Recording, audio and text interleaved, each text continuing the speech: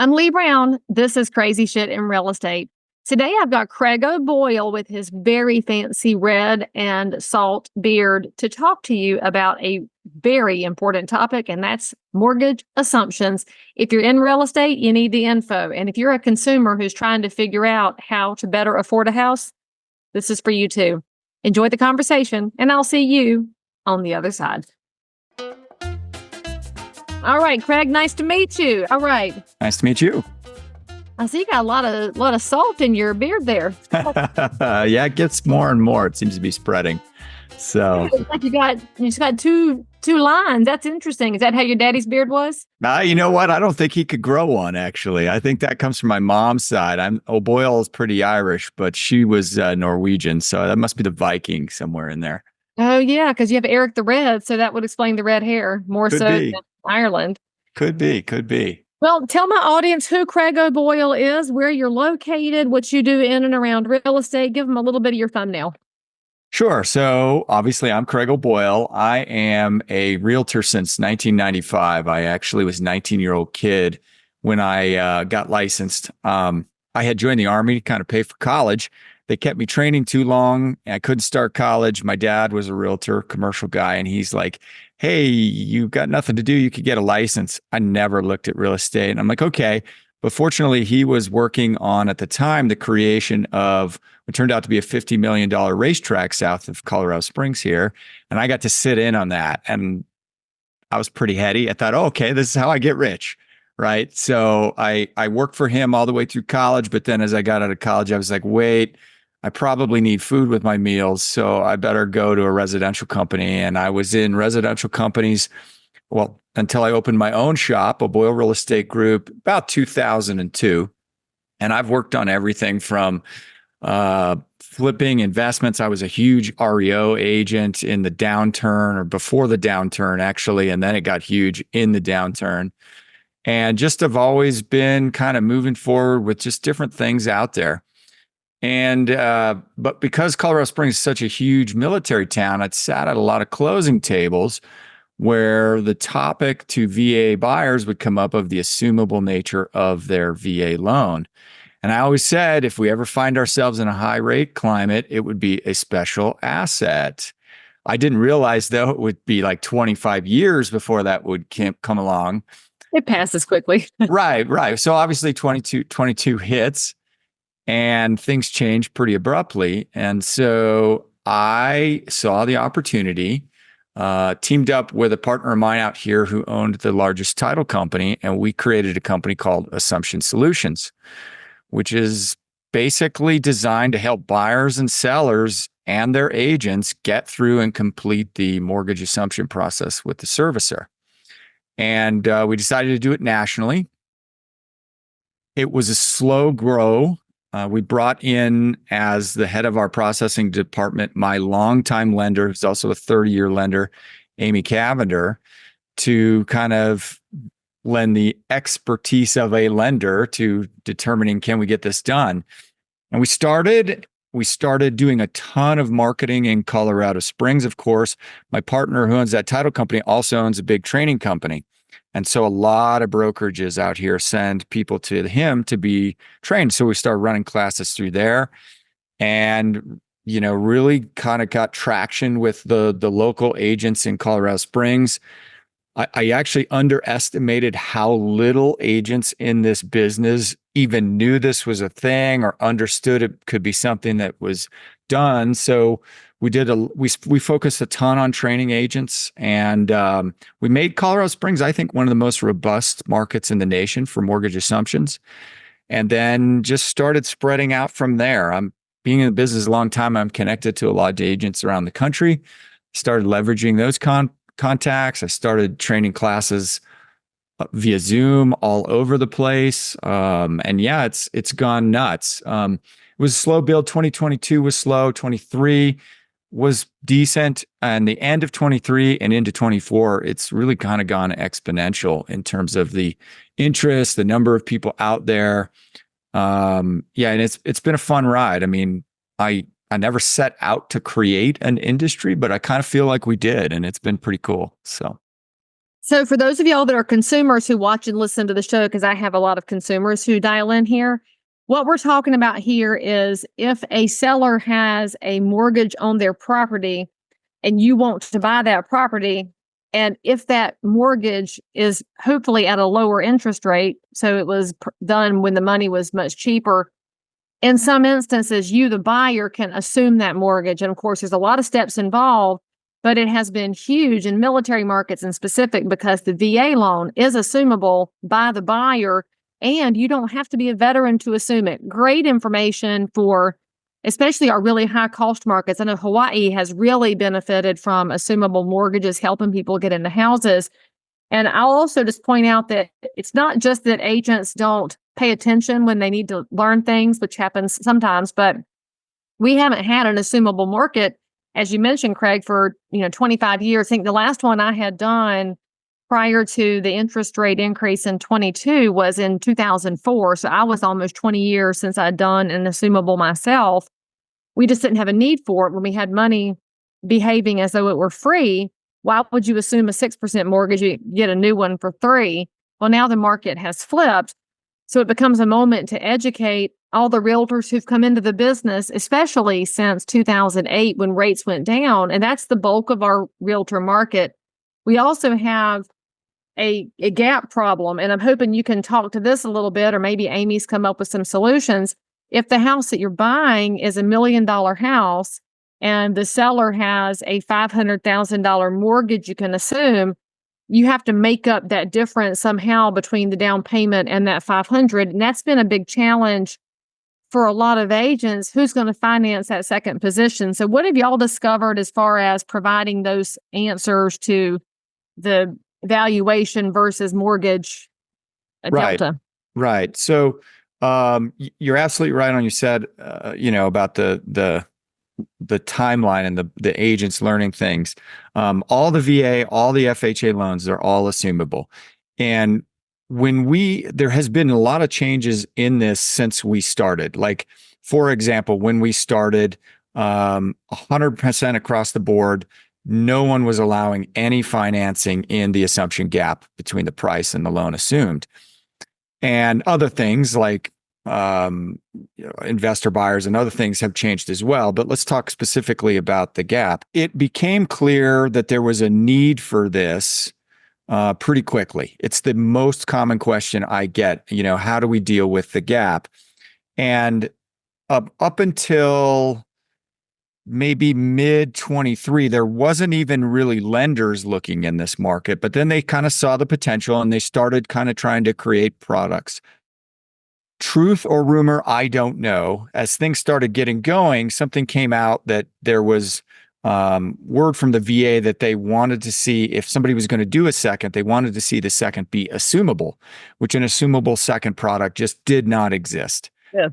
Yeah. And so about 3 to 4 weeks ago now, the VA actually came out and issued some guidance that said, one, we have no problem with secondary financing, basically, as long as it doesn't mess with us being in first position. And we really have no requirement that it be assumable. So from our perspective, that's going to be huge. We have yet to process a lot at scale that are trying to finance the gap. We have 2 in process right now. I've been reached out by tons of organizations who are trying to get into this space. So I think some really good products are on the way. I don't have great stuff to deliver to you right now, but I know the organizations that have reached out to us. So it is coming.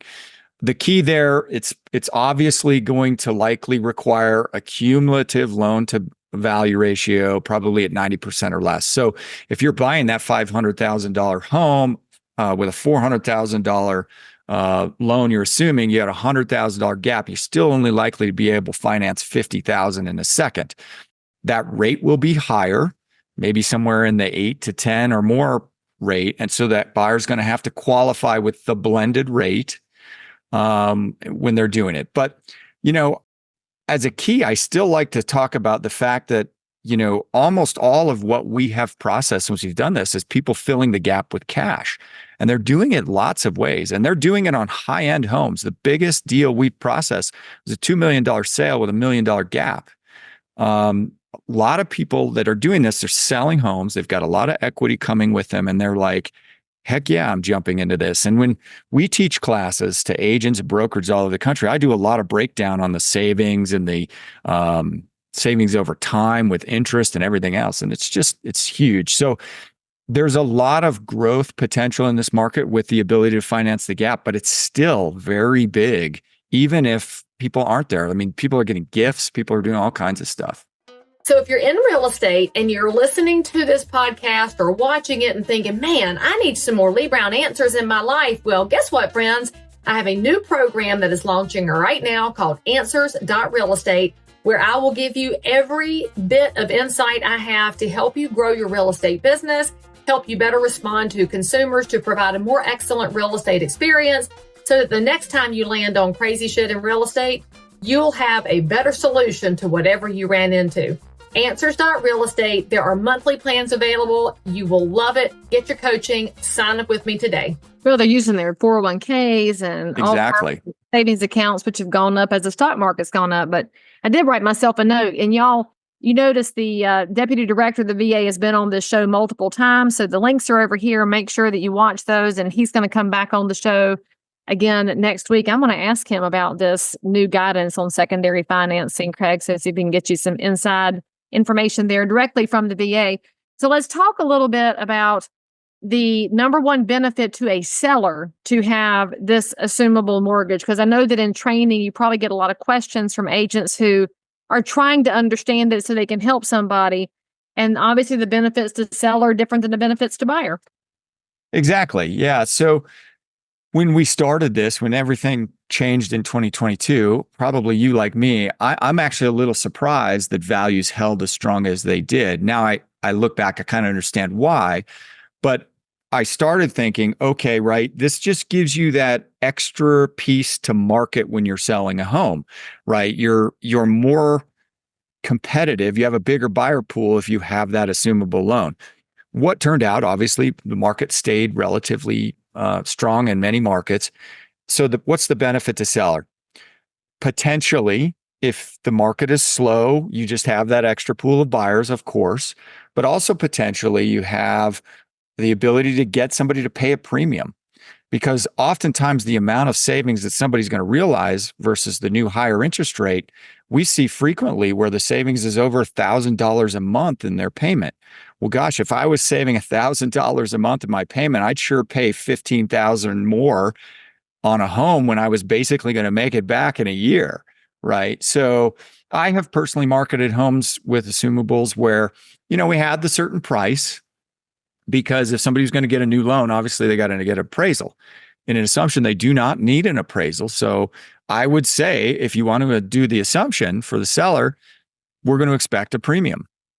And so just putting it out there, there's no round number as to what somebody will pay. That's kind of where the agent skill comes in. It's all negotiable, but that's a big benefit to a seller. One of the challenges I have said with agents talking this over, it does take a little bit longer, although the time process is getting much, much better.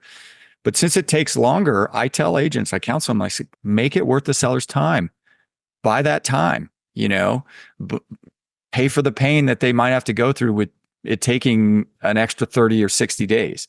So the average process takes about 60 days, you're saying, to go through all the hoops. If it's, let's just say it's a VA assumable, just to stay in the same vein we're in. Yeah, let's say it's getting closer to that for sure. If we were talking a year ago, I would have said the average was 90, but some of the more, let's just say, difficult servicers to work with in this process have gotten a lot better. One of the more difficult, I'm not going to name names right now, but we have the last 3 deals we got done in 45, 45, and then recently 25. Oh, okay. So it really is improving. It is. And that the worst servicer we've got, my processor sent me an email. Oh my gosh, they're getting better. I just got one done in 90. But I would say, yeah, the average is getting closer to 60, but we have many servicers, big ones, that are definitely getting them done in 45 days. Now, did you say there's no appraisal on an assumable? Because I did not know that. Is that Yep. across the board? Or is it just Across the board, that loan doesn't change. And for the servicer, that was done when the loan was created. Now, if we start getting heavy into secondary financing, likely an appraisal is going to be part of that, just for the second, but maybe even Okay. for the first to confirm. Because if you do secondary financing, it is still subject to the servicer allowing it. Like there's no guideline forcing them to allow that. All right. So, of course, the whole show we kind of ran straight down the assumption rabbit hole, but my show's been built on the interesting stories around real estate. So, I'm dying to know what you've seen in all of those various angles of real estate that you landed in by accident. We can't fail to point that out because a lot of us landed in real estate because we didn't belong anywhere else. I'm Yeah. dying to know what the crazy story is that you've encountered along the way that you can't believe it ever happened, still can't believe it. Good, bad, and different. Oh gosh, I got so many. I'll go back to my REO days. Oh, You there's know, always stories in that world, and it's coming back. So cheers. yeah, it's funny. I was talking to a guy who was big in that space the other day. He worked a company I did that Wells Fargo owned called Premier Asset Services, and my agent code was 00012. I was like the 12th guy in their thing, but they sent me out to a lot of I'm still in the properties. system, but they've changed the system a million times. It's a pain now. I don't want to get into it again. I'm good. I'll buy them as an investor. But yeah, I mean, we used to go obviously as the first guy to the door. They'd give us an assignment, and it was like, first thing you do is go find out if it's occupied, right? Mm-hmm. So what I would do to do that, obviously I'd go peek, I'd call the utility company and just see was service connected and stuff like that. And I had two where different scenarios that I'll tell in this. The first one I went to, it's unconnected. So we would get a locksmith out to open up the door. And I walked in. As soon as I walked in the house, I go, "Oh my God, where's the dead body?" Right. I mean, it just overwhelming smell. So we go through the house. I asked the locksmith, "Can you walk through me?" And we walk into the garage, and there's the only thing in the garage is a refrigerator. I'm like, could it be food? And I open up this freezer, and there was a full-size dead deer in the freezer. And the power company told me the power had been off for 90 days. So what we had to do, we had to haul a trash company. And what they did is they just sealed it up, got a forklift, and they took the whole thing out in a truck and never. That seems like the wisest course of action. Yeah. That was, there was other ones like that. Sometimes it's not reliable that the power was off and there was no furniture. Wells Fargo had called me and they said, we've got a property that we need you to go down to ASAP, because the owner had basically spray painted their story of woe all over the house. And I'm like, okay. I went down, the utilities off, and I get the locksmith to open the door, and come to find out she hadn't left. She's still living in the home. And I'm like, oh, okay, sorry, backed out. So they had to go through their what they call cash for keys process. And ultimately that didn't work. And they had to go through their process to get it empty. But then they said, okay, now it's empty. Go in and we don't want this home on the news with all the spray paint. The neighbors are very upset. And they said, can you find a person to paint this house within 24 hours? And I called all these painters and said, yeah, I'll do it tomorrow, but it's going to cost you an extra $5,000. The bank president was like, we don't care. We'll pay whatever it costs. We just don't want to be on the news with it. So, I mean, I got more in there. I sold 3 homes for $5,000 each. And don't you wish you'd have had the cash to buy them yourself? Of course, they wouldn't let us buy them ourselves when we were their agents. Yeah, that was one. The kicker was they had a minimum commission to me of $2,500 per home. You will never again see a 50% commission rate, Craig O'Boyle. That was one time. Lord, if the New York Times finds out about this, they're going to write the nastiest article ever. I tell you why I didn't buy them. The guy had he owned a bunch of land, and he just didn't permit them. He built them, and he just strung utilities from one house to the next.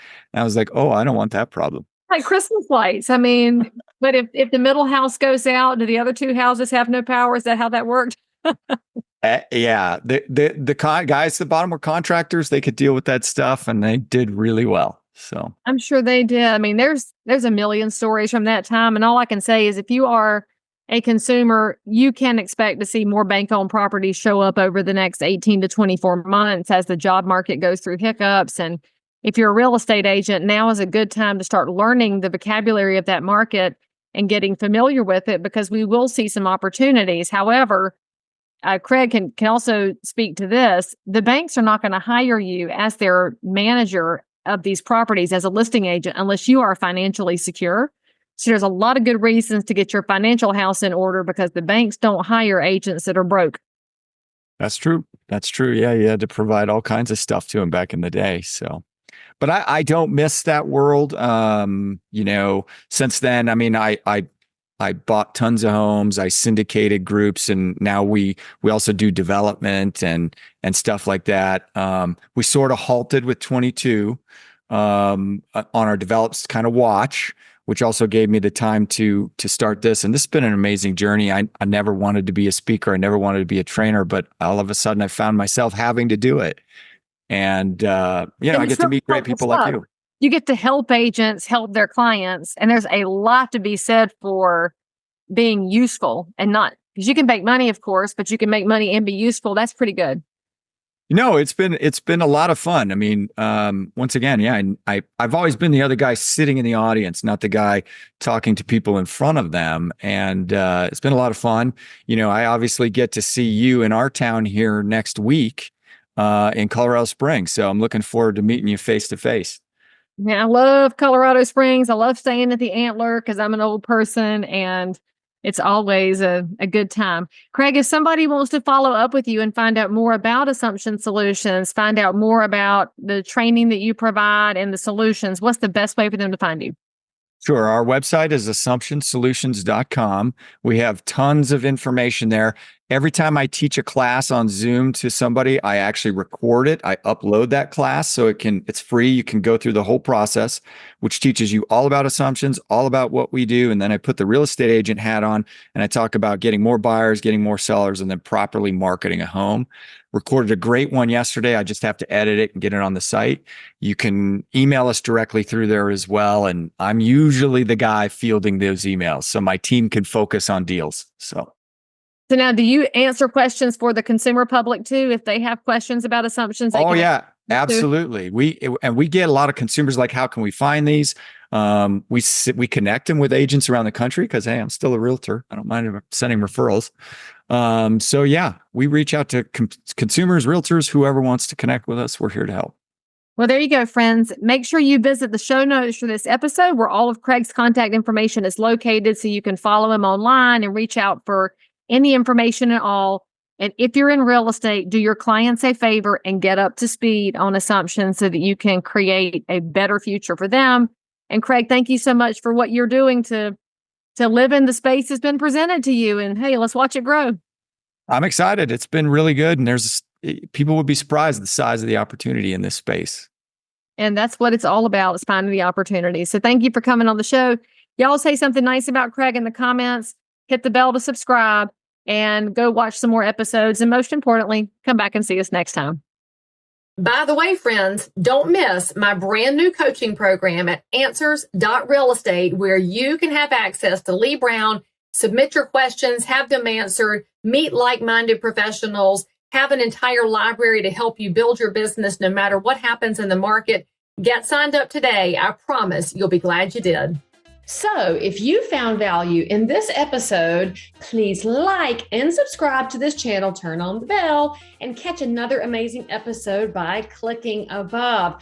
Crazy Shit in Real Estate is also available in all of your normal podcast apps. So if that's where you like to hang out, go find me, click subscribe, and most importantly, leave me a review that says you think I'm awesome, my guests are awesome, or this content is just exactly what you were looking for. And then, by the way, if there's something you need, you want to learn about something, you can comment below anytime. You can also send me a direct message if you need to remain anonymous. No judgment. But anyway, I'll only judge if you forget to subscribe and click. I'll see you next time.